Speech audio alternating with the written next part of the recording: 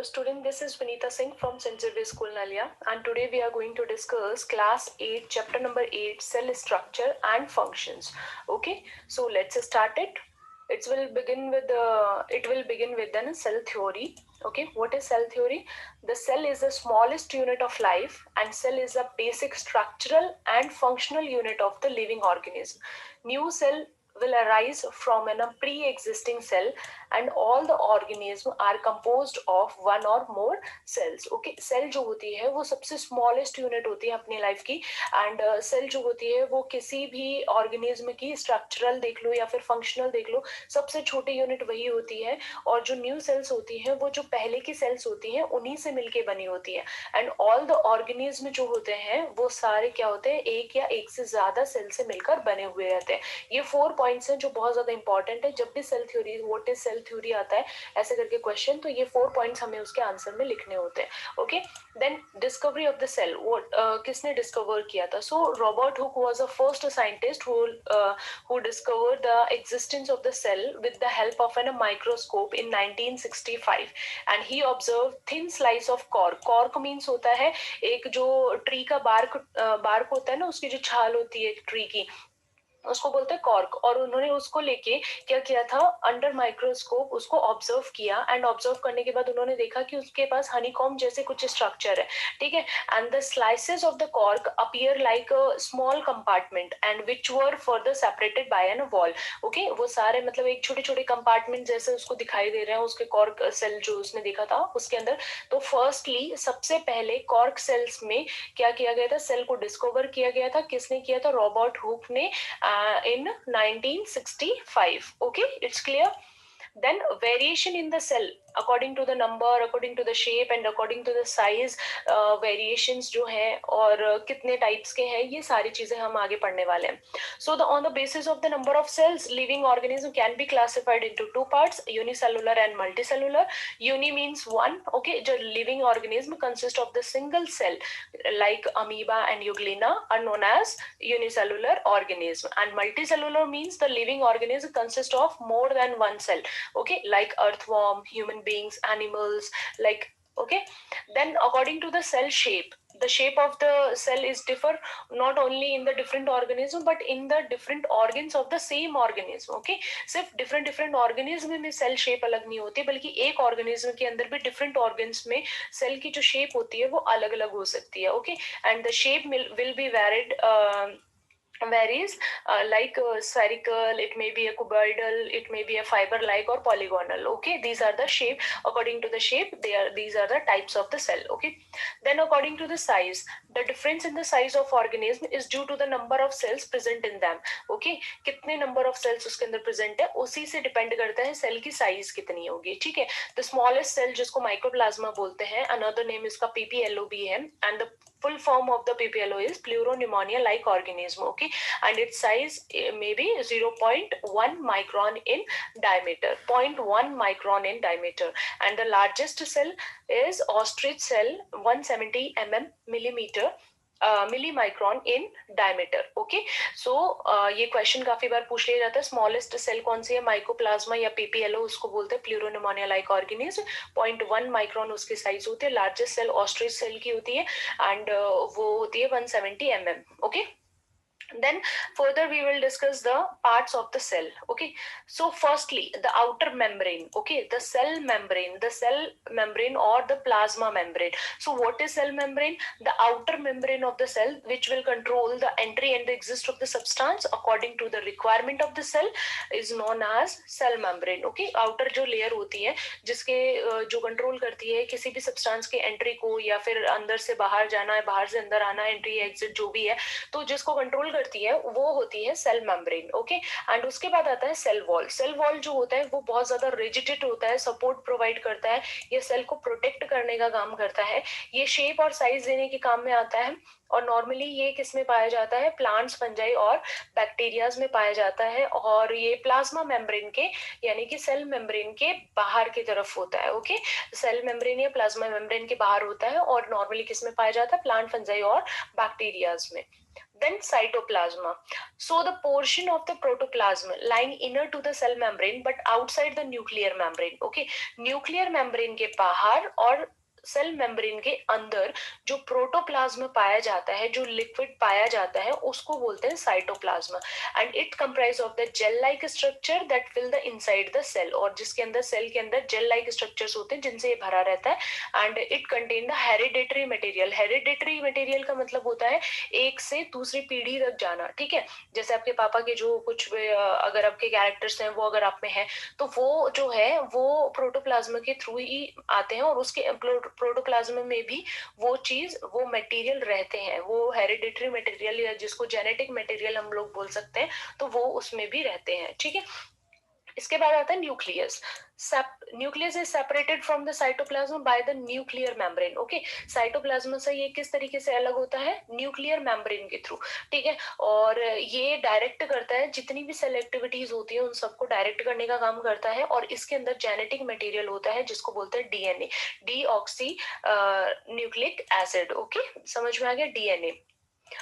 Then nuclear membrane. Nuclear membrane क्या होती है? अब सेल हो गया, सेल मेम्ब्रेन हो गया, सेल वॉल हो गया, फिर साइटोप्लाज्मा हो गया, फिर न्यूक्लियर मेम्ब्रेन क्या होता है? न्यूक्लियस और nuclear membrane. Okay, nucleus and nuclear membrane अलग होता है, सेल और सेल मेम्ब्रेन अलग होता है. ठीक है, सेल के अंदर न्यूक्लियस होता है और उसके चारों तरफ न्यूक्लियर मेम्ब्रेन होती है.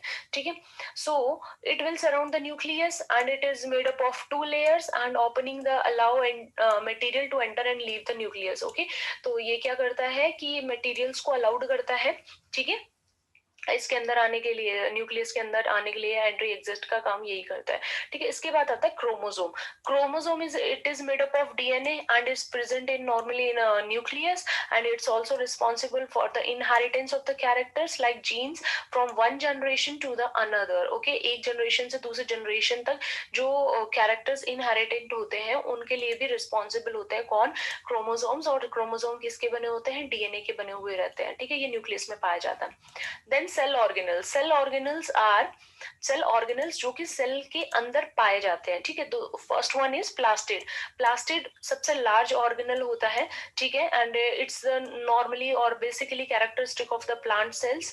Chloroplast giving the colour green colour and manufacture the food for plants by the process of photosynthesis. And chromoplast is for providing color other than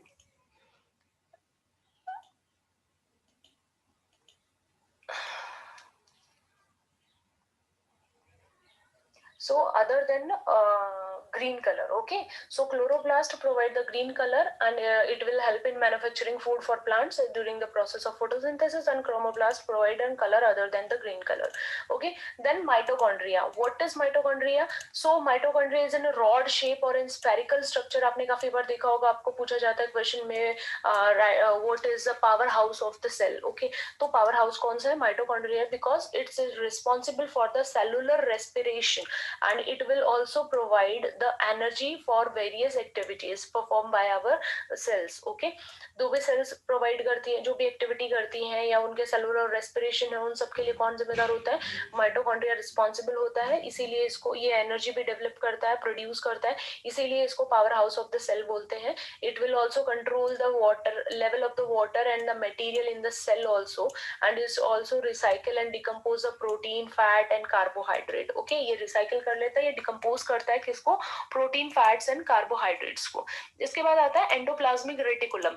ये एक नेटवर्क होता है मेम्ब्रेन्स का, और ये जो है स्केलेटन फ्रेमवर्क प्रोवाइड करता है and move material around in cell. Cell में पूरी तरफ चारों तरफ क्या होता है? सारे मटेरियल्स जो भी होते हैं वो सब मूव करने के काम में आता है ये एंडोप्लाज्मिक रेटिकुलम. Then ribosome. ठीक है, each cell contain thousands. Okay, each cells contain thousands of ribosomes and it will make the protein, and it's normally present in cytoplasm and float throughout the cell. पूरे cell में ये float करते रहते हैं. ठीक है, last then another one is Golgi complex. Okay, sac like structure होती है and stacked one above the other, एक के ऊपर दूसरा. जैसे कि यहाँ ड्राइंग में दिख रहा है, आपको पिक्चर में दिख रहा है, डायग्राम में, तो ए सैक लाइक स्ट्रक्चर होती है, एक के ऊपर एक ये मतलब इस तरीके से स्टैक रहते हैं. And it will will store the material produced by the cell. Cell जो produce करती है वो material यहाँ store होता है, so they are known as storehouse of the cell. Okay, power house of the cell कौन है? Mitochondria. and storehouse of the cell कौन है? Golgi complex. Okay, then vacuoles. Vacuoles are the empty space in the cytoplasm and it store the excess of the water and waste product. It stores the excess of water and waste products. And in amoeba it held the food for the digestion. Okay, ये amoeba के अंदर जो यूनिसेलुलर्स होते हैं उनके अंदर क्या करते हैं, ये इसके अंदर डाइजेस्टिव जूस होते हैं, तो ये क्या करता है कि उसके अंदर फूड को कंज्यूम कर लेते हैं और डाइजेस्ट वेस्ट मटेरियल छोड़ते हैं, ठीक है, उसी से। And cilia and flagella. Cilia और फ्लैजिला क्या होते हैं? तो ये क्या होता है, एक सेल मेम्ब्रेन पे एक छोटे छोटे एक्सटेंशंस होते हैं, स्मॉल एक्सटेंशंस होते हैं, जो लोकोमोशन मतलब एक जगह से दूसरी जगह जाने में या फिर फूड को कलेक्ट करने में, इन सारी चीजों में हेल्प करते हैं, ठीक है। पैरामीशियम जो हो गया उसके पास सीलिया होते हैं, युग्लिना के पास भी फ्लैजिला होते हैं। तो ये सारे जो होते हैं ये एक स्मॉल एक्सटेंशन होते हैं जो कि सेल मेम्ब्रेन के बाहर होते हैं और लोकोमोशन में और फूड कलेक्शन में इनकी हेल्प करते हैं, ठीक है। इसके बाद आता है सेल्स के टाइप्स, कौन कौन से सेल टाइप है। तो basically we know on the basis of nuclear organization cells are of two type, prokaryotic and eukaryotic. Okay, काफी बार इन दोनों में डिफरेंस पूछ लिया जाता है। Prokaryotic, pro means primitive and karyon means nucleus. Okay, so ऐसे सेल्स जिनके अंदर कोई न्यूक्लियस नहीं होता है, जिनके अंदर कोई membrane bound organelles like mitochondria, chloroplast ये नहीं होते, क्योंकि इनके अंदर भी क्या होता है, खुद की मेम्ब्रेन होती है जो इनको साइटोप्लाज्म से अलग करती है। Bacteria and blue green algae जो होते हैं वो प्रोकैरियोट्स की कैटेगरी में आते हैं। ये एसेक्सुअल रिप्रोडक्शन फॉलो करते हैं by the process of budding and fusion. And ये फर्स्ट टाइप ऑफ सेल्स हैं जो अर्थ पे पाई जाती थी एंड वेरी स्मॉल होते हैं, 1 to 10 माइक्रो मिली माइक्रॉन्स, ठीक है। एंड फिर उसके बाद में यूकैरियोटिक। यूकैरियोटिक जो है, यू मतलब ट्रू होता है, ट्रू न्यूक्लियस जिसमें मिलता है वो होता है यूकैरियोटिक सेल्स। एंड इसमें membrane bound organelles like mitochondria, chloroplast ये सारे पाए जाते हैं। एंड इसके साथ में सभी ऑर्गेनिज्म जो कि बैक्टीरिया और ब्लू ग्रीन एल्गी है इनको छोड़ के सभी ऑर्गेनिज्म में क्या होता है कि यूकैरियोटिक्स पाए जाते हैं, ठीक है। न्यूक्लियस के साथ में यूकैरियोटिक टाइप ऑफ सेल्स वो कहलाते हैं। उनकी साइज जो होती है नॉर्मली 10 to 100 माइक्रोमीटर होता है एंड कुछ ज्यादा बड़ी भी होती हैं। और इसमें नॉर्मली क्या होता है, ये फंजाई जो और प्लांट और एनिमल सेल्स हो गई, ह्यूमन सेल्स हो गई, ये सब इसमें इंक्लूडेड है, ठीक है। एनिमल सेल का अगर क्रॉस सेक्शन देखा जाए तो उसमें क्या होता है, ये देखिए आप यहाँ पे, ये सेल मेम्ब्रेन है। सेल मेम्ब्रेन के बाद में ये लाइजोजेम्स होते हैं, ठीक है, जो कि क्या होते हैं कि जो अनवांटेड चीजें होती हैं उनको डाइजेस्ट करने का काम करते हैं। फिर ये न्यूक्लियस आ गया, न्यूक्लियोलस हो गया, न्यूक्लियस के अंदर एक और पाया जाता है न्यूक्लियोलस। और फिर ये हो गया न्यूक्लियर मेम्ब्रेन, ये हो गए वैक्यूल्स, ये हो गया माइटोकॉन्ड्रिया, देन ये हो गया गोल्गी एपरेटस, ठीक है। ये smooth endoplasmic and rough endoplasmic. Rough जिसके अंदर राइबोसोम पाए जाते हैं वो रफ एंडोप्लाज्मिक रेटिकुलम, जिसपे राइबोसोम प्रेजेंट नहीं होते हैं वो स्मूथ एंडोप्लाज्मिक रेटिकुलम, ठीक है। ये सारे फ्लूइड लाइक स्ट्रक्चर प्रोटोप्लाज्म जिसको साइटोप्लाज्म कहते हैं। और ये होता है सेंट्रोसोम। ओके, तो ये होती है एनिमल स्ट्रक्चर, बहुत इंपॉर्टेंट है, काफी बार पूछ ली जाती है। फिर प्लांट सेल का क्रॉस सेक्शन अगर देखा जाता है तो इसमें नॉर्मली सपोजली डिफरेंस तो क्या ही हो गया कि एनिमल सेल में सेल वॉल नहीं होती, प्लांट सेल में पाई जाती है। तो सेल वॉल हो गया, देन सेल मेम्ब्रेन हो गया, और इसमें लार्ज वेक्यूल्स पाई जाती है, जबकि एनिमल सेल में क्या होती है, छोटी छोटी वेक्यूल्स पाई जाती है। Nucleus, nucleolus, nuclear membrane, and this is chloroplast which is not present in animal cell, mitochondria, Golgi apparatus, ribosome, smooth and rough endoplasmic reticulum, centrosome, amyloplast and cytoplasm, ठीक है। ये सारी चीजें जो है, ये सारे पार्ट्स जो है प्लांट सेल के अंदर पाए जाते हैं, ठीक है। Then difference between the plants and animal cell. So according to the present of the cell organelles or cell components, we can classify the plant cells and animal cells. Cell wall, in plant cell wall is present, and animal cell wall is not present. Cell membrane is present in both plants and animal cell. Plastid is present in plant cell but not in animal cell. Then mitochondria is present in both animal and plant cells. Nucleus is present in both animal and plant cells. Vacuoles are larger in size and more in number in plant cell, but in animal cell it's in a small size and absent. Sometimes it's absent. Okay, vacuoles are not present in it. Then chloroplast is present in plant cells, absent in animal cell. Then ribosome is present in both plant and animal cell. Then shape of the plant cell is fixed and animal cell is irregular shape. And Golgi apparatus are present in plant cell and animal cell both. Okay, then the size of the plant cell is larger and animal cell is comparatively very smaller.